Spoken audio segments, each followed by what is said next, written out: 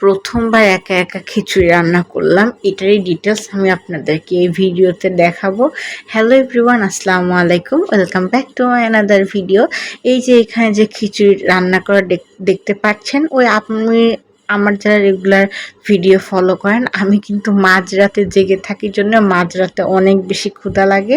তো আমি বরাবরের মতো, এটা মনে হয় 3:30 বাজে, সবাই ঘুম।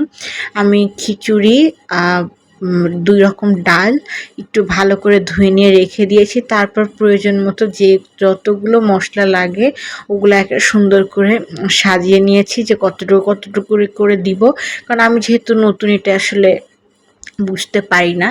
তো পরে এখানে যতটুকু পেঁয়াজ আসলে সাজায় রাখছি, এরপরে আরও অ্যাড করা হয়েছে, দেন তেল দিছি। তো খিচুড়ি কিন্তু দুইভাবে রান্না করা যায়, ভেজেও রান্না করা যায়, তারপরে আবার মাখিয়েও রান্না করা যায়। আমি মানে এত রাত ছিল, এরপরে ভাজির কোনো ভেজাল করি না, মাখিয়ে রান্না করেছি। এই যে আস্তে আস্তে মাখাচ্ছি। মানে আপনারা একটা জিনিস খেয়াল করবেন, যে আপনারা খেতে পারেন আর না পারেন, আমাদের মতো যারা বিগিনার রান্না করতে চান বা ইচ্ছা হয়, মানে লবণটা ঠিক থাকলে কোনো রকম খাওয়া যায়, অন্য কিছু স্বাদ ঝাল কম হলেও চলা যায়, কিন্তু লবণ কম হলে একদমই খাওয়া যায় না। যেটা লবণ আমার সবসময় কম হয়, বাট খিচুড়িতে আলহামদুলিল্লাহ লবণের কোনো কমতি ছিল না। মানে কেন জানি খিচুড়িটা টেস্ট হয়ে গেছিলো, আমি বুঝতেও পারি নাই।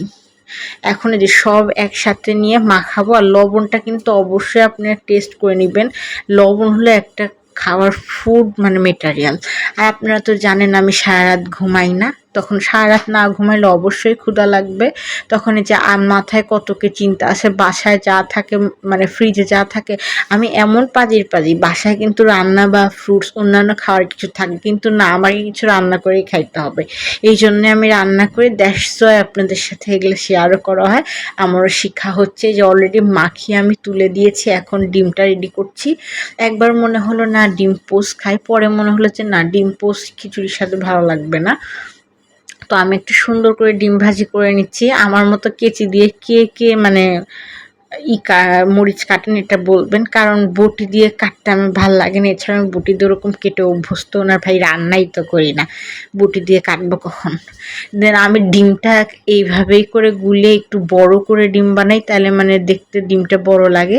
এই তো আপনাদের সাথে কথা বলতে বলতে আমার খিচুড়িটা কিন্তু প্রায় ডান। আমি খিচুড়ির পানিটা বুঝতে পারি নাই, এই নিয়ে মোট 4বার খিচুড়িতে পানি দেওয়ার পর তারপর একদম খিচুড়ি নরম হয়ে গেছে। তাও খেতে মজা হয়েছে, মানে খেতে কোনো সমস্যা নেই। আমাদের ডিমটাও ভাজা হয়ে গেল। মানে আমি যে এরকম প্রথমবার, এরপর অন্য সময় হেল্পিং কেউ লোক থাকে, আজকে হেল্পিং কেউ ছিল না। আনফর্চুনেটলি আমার খিচুড়িটা একটু নরম হয়ে গিয়েছিল, বা খেতে টেস্ট হয়েছিল। মানে আমি লিটারেলি অনেক অবাক হয়েছি যে প্রথমবার রান্না করেছি খিচুড়ি, তাও এত টেস্ট হবে আমি আশাও করি নাই। তো এই যে অনেক সুন্দর করে, তেমন ডেকোরেশন করি নাই, বাট রেখেছি একটু পেঁয়াজ দিয়ে স্টাইল করেছি, এই আর কি। দেখেন আপনাদের কাছে কেমন হয়েছে, আর কি কি রান্না ট্রাই করব অবশ্যই কিন্তু আপনারা জানাবেন। নতুন নতুন ভিডিও নিয়ে পাশে থাকবেন। এখন আমি আমার রিভিউ পার্টটা বলি। মানে আমি রান্না করে আমি কনফিউশনে ছিলাম, লবণটা বুঝতে পারছিলাম না। তারপর খেয়ে দেখি না, একদম বাসায় যেমন রান্না হয়, মানে টেস্ট। মাখায় রান্না করছে, আমি একভাবে রান্না করছি, কারণ যেহেতু প্রথম রান্না ওরকম রিস্ক নিতে চাইনি, বাট অনেক বেশি মজা হয়েছিল। আর ডিম ভাজির জন্য আরও বেশি টেস্ট লাগতেছিল, হয়তো ডিম পোস্ট করলে ওইটা হইতো না। তো এটা নিয়ে আমি এই হলো, আবার নতুন নতুন ইনশাল্লাহ রাত জাগলে আর নতুন নতুন রান্না নিয়ে আপনাদের সাথে আসব। আমার ভিডিওটা অবশ্যই আপনারা পুরাটা দেখবেন। আল্লাহ হাফেজ।